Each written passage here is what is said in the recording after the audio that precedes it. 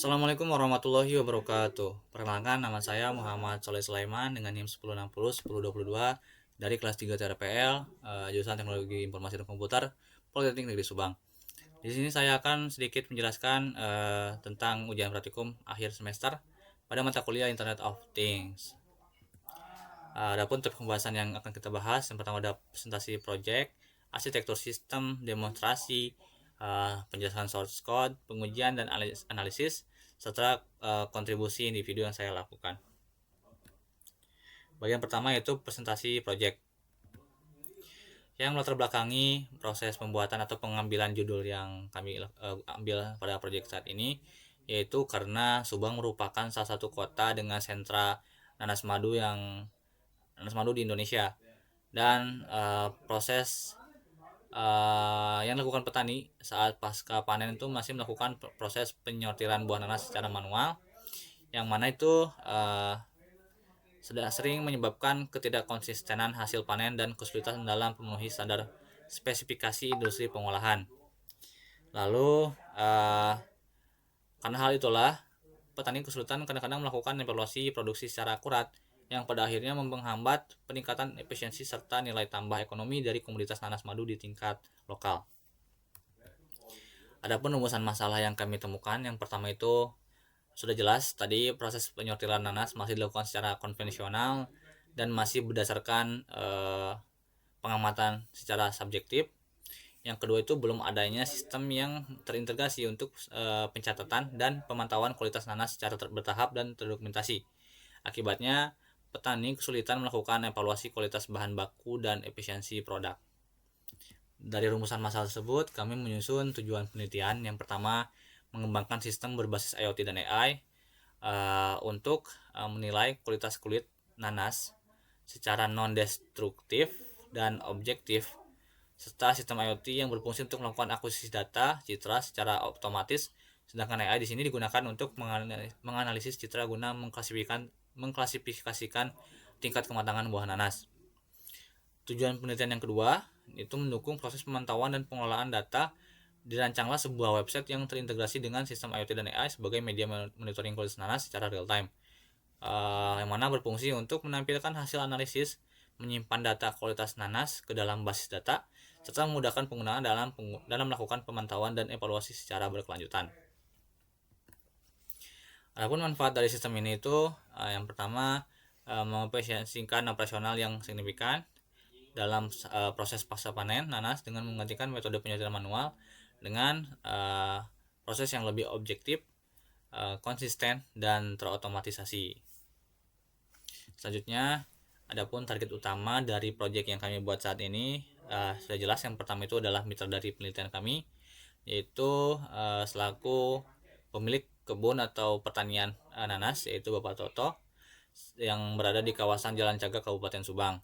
Nah, yang kedua itu adalah petani nanas yang ada di Kabupaten Subang, seluruh petani nanas yang ada di Kabupaten Subang yang memiliki perkebunan nanas dengan spesifikasi nanas simadu. Bagian 2, adapun arsitektur sistem yang kami buat di sini. Di sini ada beberapa layer yang kami gunakan. Pertama ada edge layer, communication layer, lalu ada cloud atau server layer, dan terakhir ada user interface layer. Untuk bagian edge layer ini ada 3 komponen sebenarnya yang kami gunakan, yaitu ESP32, ESP32 cam, dan servo motor, yang mana itu mereka berperan sebagai alat IoT. Lalu edge layer ini dihubungkan ke cloud server menggunakan communication layer, yang mana di sini kami menggunakan protokol HTTP atau REST API untuk menghubungkan edge layer dengan cloud atau server layer, yang mana di sini server layer tersebut berisi server AI, lalu server backend Laravel, dan juga database yang kami gunakan. Di sini kami menggunakan MySQL ataupun bisa diubah menjadi database yang lebih terbaru, yaitu seperti Firebase dan Supabase. Lalu di layer terakhir ada user interface layer, yang mana ini merupakan layer yang menghubungkan sistem dengan pengguna ataupun user, yang di sini kami gunakan dalam bentuk web ataupun mobile dashboard yang berfungsi sebagai data monitoring dan tempat untuk menginputkan nilai TSS secara manual untuk mengetahui rekomendasi hasil olahan yang tepat. Selanjutnya ada teknologi yang kami gunakan di sini. Yang pertama ada microcontroller yang kami gunakan, yaitu ESP32CAM. Alasannya adalah karena memiliki performa pada prosesor yang stabil dan menangani instruksi secara real time, serta kemudahannya dalam berkomunikasi via protokol HTTP atau REST API. Yang kedua ada ESP32CAM sebagai sensor. Kameranya kami gunakan sebagai sensor karena memiliki solusi all-in-one yang hemat biaya, ringkas, dan memiliki konektivitas Wi-Fi terintegrasi untuk mengirimkan data visual ke server. Yang ketiga ada Servo MG995, yaitu kami pilih ini karena memiliki gear besi berbahan metal yang bertorsi tinggi karena lebih awet dan kuat untuk mendorong beban buah dibandingkan servo plastik lainnya. Terakhir ada refraktometer, digunakan untuk mendapatkan data akurasi karena kadar Brix ataupun kadar gula yang ada pada buah secara objektif, yang sangat penting sebagai dasar pemberian rekomendasi produk olahan buah nanas. Selanjutnya di sini ada media komunikasi. Kami menggunakan beberapa media komunikasi. Pertama ada jaringan lokal berbasis LAN yang menghubungkan antara edge layer, yaitu ESP32CAM, ESP32 dan lainnya. Lalu di sini juga ada konektivitas nirkabel dan integritas perangkat. Selanjutnya ada protokol komunikasi. Di sini kami menggunakan protokol komunikasi berupa HTTP sebagai standar komunikasi utama dalam communication layer untuk pertukaran data antara edge layer dengan cloud ataupun server layer. Lalu ada REST API request, yaitu implementasi teknis HTTP REST API digunakan oleh ESP32CAM untuk mengirimkan payload gambar secara terstruktur ke web server yang kemudian diproses oleh model YOLO V11 versi 11. Selanjutnya ada data flow, yaitu digunakan untuk memastikan sinkronisasi yang stabil antara proses pembacaan dan penulisan pada database sehingga dashboard user interface dapat menampilkan informasi secara real time. Selanjutnya ada alur data. Seperti yang saya jelaskan pada arsitektur sebelumnya, data ini bergerak dari edge layer, yaitu proses pengambilan gambar, lalu menuju ke cloud server layer, yang itu proses pemrosesan gambar, yang mana dijembatani oleh komunikasi layer menggunakan HTTP protokol. Lalu pada cloud server ini gambar diproses dan sebagian disimpan ke database. Lalu status akan diberikan ke nanas mentah ataupun nanas matang. Setelah itu status yang diberikan akan memengaruhi pergerakan motor servo untuk menggerakkan atau mengarahkan nanas ke jalur yang mentah ataupun matang, serta nantinya hasil tersebut akan ditampilkan pada user interface berupa web ataupun mobile dashboard monitoring yang ada di server Flutter ataupun aplikasi Flutter. Bagian 3 di sini ada demo sistem. Di sini saya akan sedikit menampilkan video demonstrasi yang telah saya download pada lokal memori saya.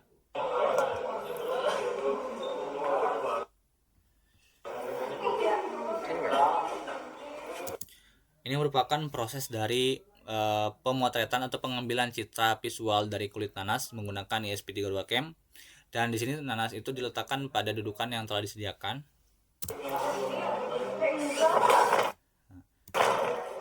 Setelah gambar berhasil di capture dan dikirimkan ke server, lalu AI berhasil mendeteksi nanas tersebut mentah ataupun matang, maka secara otomatis motor servo ataupun aktuator dapat menggerakkan nanas sesuai jalur yang telah ditentukan. Misalkan nanas mentah itu ke kiri ataupun ke kanan. Setelah itu data yang setelah berhasil diarahkan ke mentah ataupun matang, maka data dari nanas tersebut akan masuk ke interface user dan akan menampilkan seperti pada gambar. Di sini ada kotak berisi gambar, itu merupakan real time monitoring cam. Lalu ada penghitungan counting atau perbandingan antara jumlah nanas mentah dan matang yang telah berhasil di scan. Lalu ada juga history histori terbaru dari buah yang telah di-scan, dan ketika diklik itu maka akan menampilkan form inputan untuk nilai TSS yang nantinya setelah berhasil diambil nilai dari sampel nanas, cairan buah nanas yang diambil dan dideteksi oleh alat refraktometer, maka bisa diinputkan ke POM ini untuk mengetahui rekomendasi olahan yang tepat pada buah nanas tersebut. Nah, di sini karena teman kita menginputkan dengan nilai Brix 20, maka direkomendasikan sebagai sirup nanas. Seperti itu. Selanjutnya bagian 4. Di sini saya akan sedikit menjelaskan tentang shortcode yang saya kerjakan. Di sini saya mengerjakan bagian shortcode index.ino yang digunakan untuk diupload ke ESP32 sebagai microcontroller atau otak pada sistem IoT yang kami kerjakan. Seperti biasa di sini ada deklarasi library digunakan, terus konfigurasi jaringan, API dengan port 8000. Lalu di sini juga ada deklarasi pin yang digunakan pada ESP32. Di sini kami menggunakan servo pin 326 yang dihubungkan ke pin sinyal yang ada pada servo. Yang fungsinya itu untuk memberikan perintah kepada servo, dia harus bergerak ke mana gitu, sesuai dengan rekomendasi nanas yang diberikan. Selanjutnya bagian 5 ada pengujian dan analisis. Di sini metode pengujian yang kami gunakan yaitu dengan metode black box testing, karena kami tidak melibatkan kode program dan hanya berfokus pada fungsionalitas sistem berjalan atau tidak. Dan di sini kami berdasarkan test case yang telah ditetapkan untuk memastikan output sistem sesuai dengan ekspektasi pengguna tanpa meninjau kode program secara langsung. Nah, di sini kami menggunakan STC sebagai panduan proses pengujian. Lalu dari hasil pengujian kami menyimpulkan bahwa sistem menunjukkan performa fungsional yang sangat baik, tingkat keberhasilan yang tinggi pada hampir seluruh skenario pengujian. Sistem berhasil menjalankan fungsi pemantauan secara real time, klasifikasi objek berbasis AI, visualisasi data pada dashboard, hingga penanganan koneksi saat saat offline handling. Selanjutnya ada pun kendala yang kami temukan. Yang pertama yaitu pada aspek mekanisme dalam skenario automatic sort, di mana aktuator atau motor servo terkadang gagal bergerak sesuai perintah meskipun AI telah berhasil mendeteksi kategori nanas dengan tepat. Yang kedua, kerusakan beberapa komponen yang sangat mempengaruhi kinerja dari sistem. Adapun beberapa komponen yang kami temukan rusak atau bermasalah pada saat pengerjaan atau pengembangan sistem. Yang pertama ada motor servo, yang kedua ada adaptor, yang ketiga ada pengkabelan, kabel jumper, yang terakhir ada kerusakan pada breadboard yang kami gunakan. Nah, untuk solusi yang pertama itu diterapkan meliputi optimasi logika kendali sinyal PMW pada microcontroller agar pergerakan servo lebih stabil dan responsif saat penerimaan perintah sortir dari sistem. Yang kedua, untuk komponen yang rusak yaitu melakukan penggantian pada komponen yang bermasalah tersebut. Lalu adapun evaluasi performa, model klasifikasi AI menunjukkan performa yang akurat dengan confidence score pada rentan di angka 80-90%. Lalu, sistem mampu melakukan pembaruan data secara real time pada dashboard tanpa memerlukan refresh manual, serta berhasil mengintegrasikan input manual data kadar nilai gula pada buah nanas dalam bentuk satuan Brix atau TSS untuk memberikan rekomendasi produk olahan dengan tepat. Lalu bagian 6, kontribusi individu. Pada proyek kali ini, kontribusi yang saya berikan mulai dari tahap awal yaitu perencanaan, menyusun semua dokumen perancangan dan menentukan semua fitur dan kebutuhan pada sistem, mulai dari fitur, kebutuhan software yang digunakan, lalu kebutuhan alat dan komponen yang diperlukan. Saya juga berkontribusi dalam penyusunan atau pembuatan desain struktur diagram seperti arsitektur diagram, DRD database relationship, lalu kelas diagram, sequence diagram, flow map, dan diagram UML lainnya. Lalu saya juga berkontribusi dalam melakukan desain tampilan UI pada mobile Flutter dan melakukan desain pada skema rangkaian serta membuat desain pada bentuk alat ataupun mekanisme alat yang digunakan pada proyek saat kali ini. Lalu adapun yang bisa dikembangkan dari proyek kita yaitu mungkin mengupgrade mekanisme sortir yang awalnya menggunakan metode gravitasi dengan menggunakan konveyor, karena metode yang kami gunakan sekarang itu sangat rentan sekali membuat nanas menjadi rusak karena akibat benturan yang terjadi.